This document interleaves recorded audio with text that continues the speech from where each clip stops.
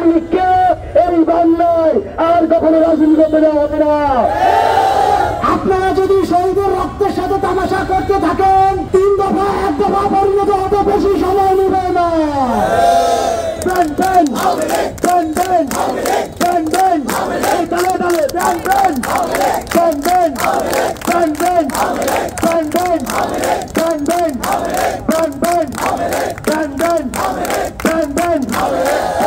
হাতিয়ার কি আছে?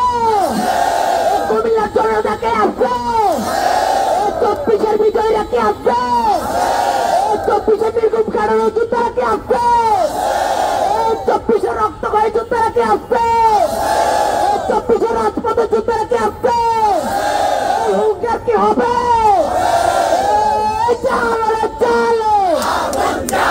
চলো চলো চলো চলো এখন চলো এখন চলো একটু লাইয়ার হাতিয়ার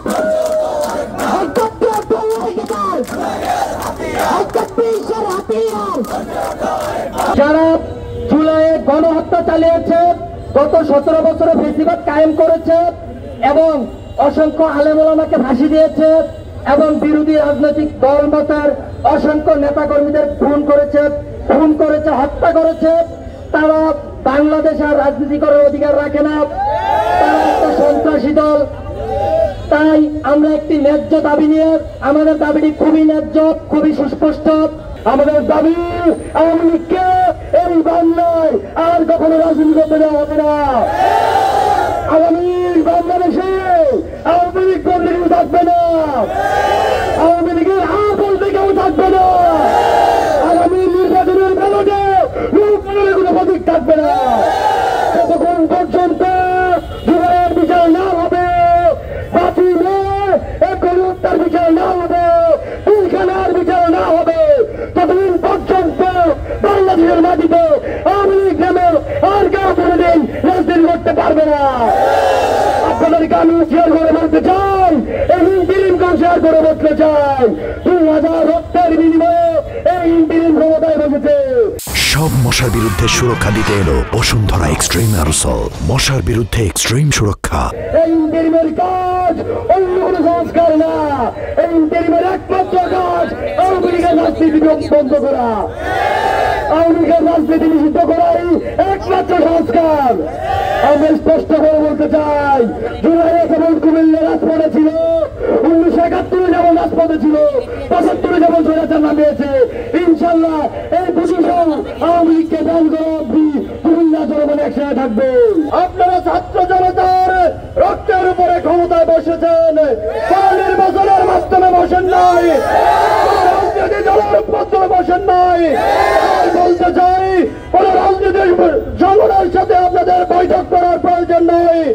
আপনারা যেহেতু ছাত্রদের রক্তের উপরে বসেছেন, বসার প্রয়োজন হলে শুধুমাত্র ছাত্রদের সাথে বসতে হবে, ছাত্রদের সাথে বসলেই এর সমাধান পাওয়া যাবে।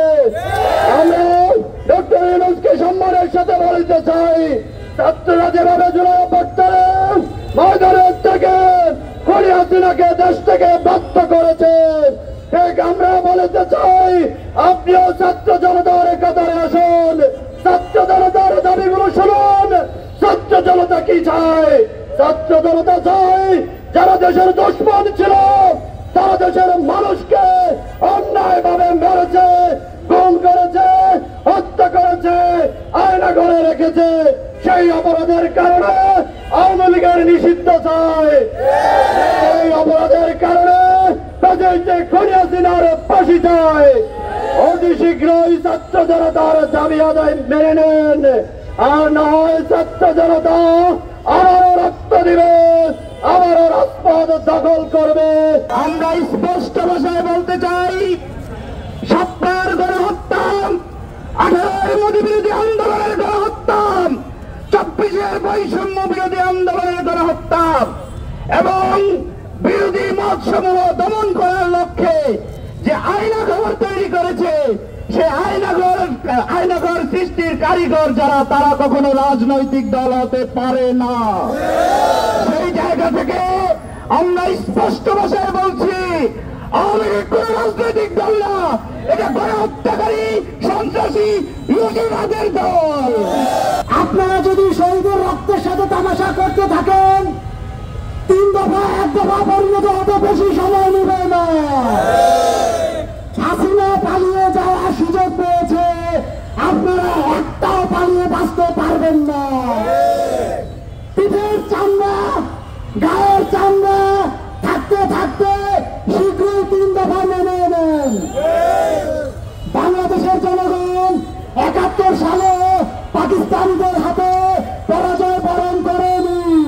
এখনো আওয়ামী লীগের আশ্রয় আশ্রিত যারা এখনো ইন্ডিয়া জালালি করে আগামীতে বাংলাদেশের সার্বভৌমত্বের বিরুদ্ধে ষড়যন্ত্র লিপ্ত, তারা সাবধান হয়ে যান। বাংলাদেশের জনগণ এইবার যদি রাজপথের নামে প্রত্যেককে মাটির সাথে মিশিয়ে দিয়ে ঘরে ফিরবে ইনশাআল্লাহ। প্রিয় উপস্থিতি, শীঘ্রই 3 দফা দাবি যদি বাস্তবায়ন না হয়, সন্ত্রাসী সংগঠন আওয়ামী লীগকে যদি নিষিদ্ধ না করা হয়, যদি জুলাই প্রক্লেমেশন যদি ঘোষণা করা না হয়, আন্তর্জাতিক অপরাধ ট্রাইব্যুনালের মাধ্যমে দলীয়ভাবে আওয়ামী লীগের বিচার যদি করা না হয়, ছাত্র জনতা এইবার আর ঘরে ফিরে যাবে না।